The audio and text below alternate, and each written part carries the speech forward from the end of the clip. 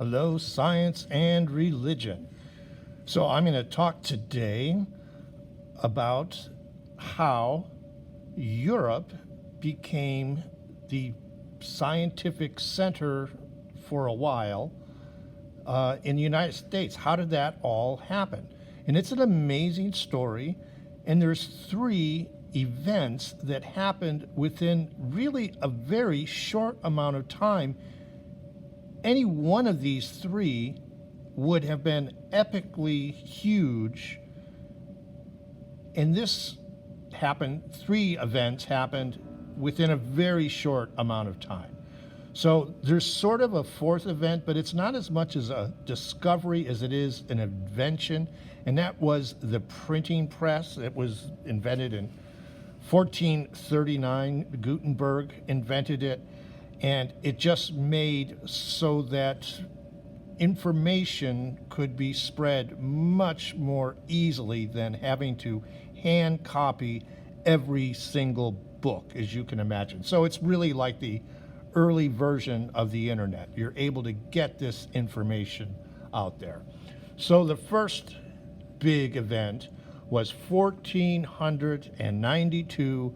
Columbus sailed the ocean blue. So Columbus leaves Spain, crosses the Atlantic in the hopes that he is going to make it to Asia, load up his boats with silk, spices, pigments, all kinds of stuff, but especially silk. Silk was the Gore-Tex fabric of the day. It was very lightweight, it was strong, and it was really warm. It was high demand. Before Columbus, these goods would travel what they called the Silk Roads before they got to Europe. So everywhere along the way, they would be taxed. You'd lose some. There was thieves. So by the time it arrived in Europe, it was super expensive. Columbus, knowing the world was round, like everyone knew the world was round, thought, I'll just go directly to the source and I'll just sail to Europe. As I mentioned to you the other day, it could have gone the other way, the Indian Ocean. This is lots of ocean-worthy vessels were sailing there. They could have just as easily, but it was Columbus. If it wasn't him, it would have been someone else. Someone is going to discover this landmass. It took a long time to even grasp what the significance of this discovery was. At first, they just thought maybe it's a big island like, Australia. But eventually they realized that the world was significantly bigger than they thought it was.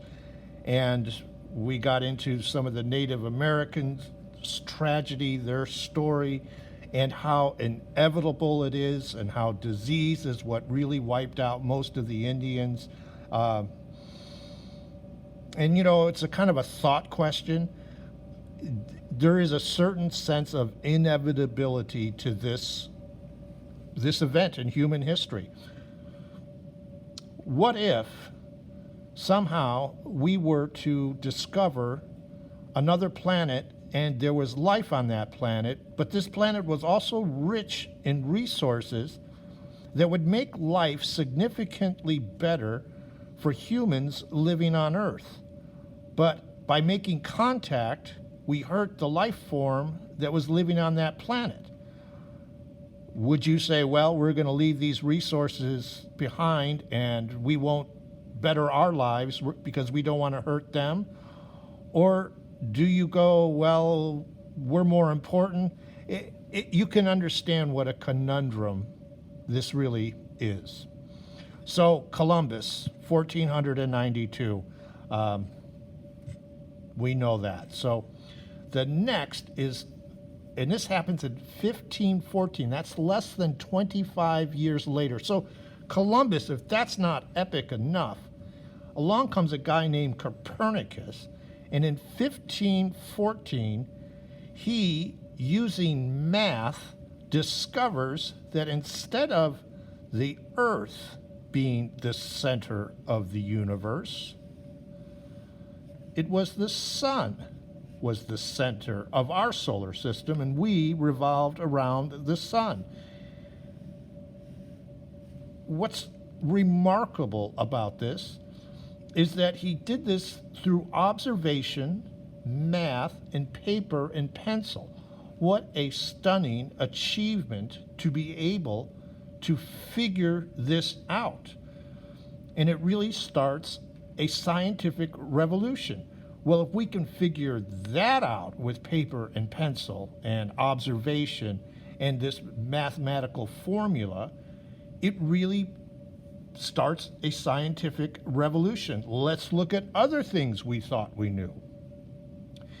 He didn't actually publish his work until 1543 because he was concerned about upsetting the apple cart. So you've got this geocentric solar system or the heliocentric solar system. And there was some blowback about the geocentric solar system because if observation is scientific, how could you not conclude from Earth that everything revolves around us? It looks like it. You can observe it happening. The sun rises in the east, it sets in the west, and it's just going around us. It's a very observable phenomenon. Not only that, as flawed as the geocentric solar system is, it works. In other words, you can, with scientific precision, know when there's going to be equinoxes, when to plant crops. You can even use this flawed geocentric system and navigate ships to where you want to go using a geocentric solar system. So it starts this scientific revolution, and really it becomes a religious movement. Early scientists wanted to understand the mind of God. They felt that if they could understand scientifically how an apple tree grows, they'll be able to make more apples, thus feeding more people, doing God's work.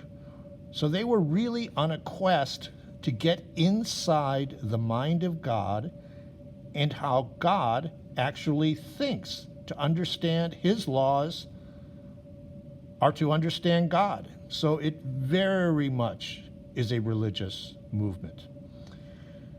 The next and last that I'm going to talk about today is, if Copernicus did this in 1514, in 1517, 3 years later, a Catholic priest by the name of Martin Luther nails up 95 objections he has to the Catholic Church. He is a devout Catholic. He wants to reform the church. He thinks they have gotten too ornate and too ritualistic, and he wants to get back to basics and simplify the church. He had no intention of starting the Protestant Reformation and the numerous Protestant churches that sprang from this. So, if you were to look at our culture, the Catholic Church, well, here's my ground here. So the Catholic Church would be the trunk of the tree. The roots of the tree would be Judaism. And then all the branches of the tree would be the various Protestant denominations: Baptists, Lutherans, Jehovah's Witnesses, Assembly of God, Seventh-day Adventists. There are just hundreds, if not thousands, of denominations. So the church would represent the trunk of the tree, the Protestants would be all the branches, and Judaism would be the roots of the tree. So this is really significant for a number of reasons. It gave people the opportunity to be independent from the Catholic Church. They still belonged to a church, but it was a regional church. They would have known the head of the church, maybe the guy that lives down the street. They had much more control. Luther says we have lost sight of having an individual relationship with God. So you didn't have to mediate through the Catholic Church to have a close relationship with God. When the church ran everything, if you were not a good practicing Catholic, you couldn't buy property. You wouldn't have been able to get married. You really were, it would be like not having a computer in today's world. You would be an outcast. You just wouldn't have anything. Luther really opened it up. From our discussion for science and how this really spurned it on, perhaps the biggest thing that came from Luther from a scientific perspective, with the aid of the printing press, if you're going to have an individual relationship with God, and God wants an individual relationship with you, and this is of paramount importance, then every Christian should be able to read the Bible in his or her native language. So literacy became highly valued in Europe at this time. It became such a standard for everyone, regardless of your station in life. You would be expected, encouraged to become literate and be able to read at least the Bible. But of course, so many other books and treatises. You could read about Copernicus. You could read about Columbus's discoveries. It just opened up the world to the average person, and it put knowledge and information at the forefront. So one of the symbols, this is also the start of the Renaissance. Oftentimes when people talk about this period in history, they're talking about Michelangelo and Raphael and the rebirth of ancient wisdom, all of which was significant and important. But from a scientific perspective, it is these discoveries that really launched Europe into this scientific mindset.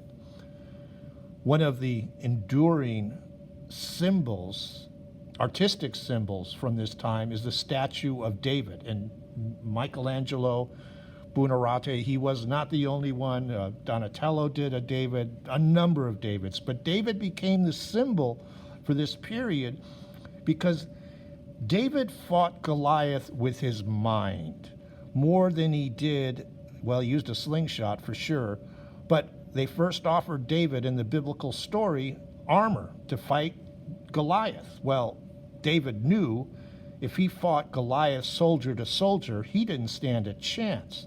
So David used his mind. What is he good at? Well, he was a shepherd boy, and shepherd boys are very proficient with the slingshot. It's a way of keeping predators away. It's a way of, he was probably practiced all the time because while you're watching your sheep, what else are you going to do but practice with your slingshot? So David really used his mind, and he's often depicted nude so that you don't get the sense that he had some other earthly thing that helped him kill Goliath. He used his mind and, of course, the slingshot. By the way, as an aside, golf was also a means, was a shepherd's game that developed to keep predators away from the sheep. The shepherds would launch a golf ball or a rock, and that started here in Scotland. But anyway, so these events are going to take a while. It's like a deep crack in medieval society happened as a result of these three discoveries. And, or perhaps look at it as a seed that germinates under the ground, and it's just spreading all these roots all over. and it's really going to come and start bearing fruit in 100, 200, 300. Well, it's still going on. I mean, it's still going on. It hasn't stopped. We just make discoveries all the time, and it's so significantly improved our lives. So hopefully this may give you a sense of why scientific discovery happened in Europe. It's remarkable that these three events happened so close together and yet are really quite unrelated. I guess that's a coincidence. I don't know. It's amazing. All right. Thank you, everyone. We will talk soon.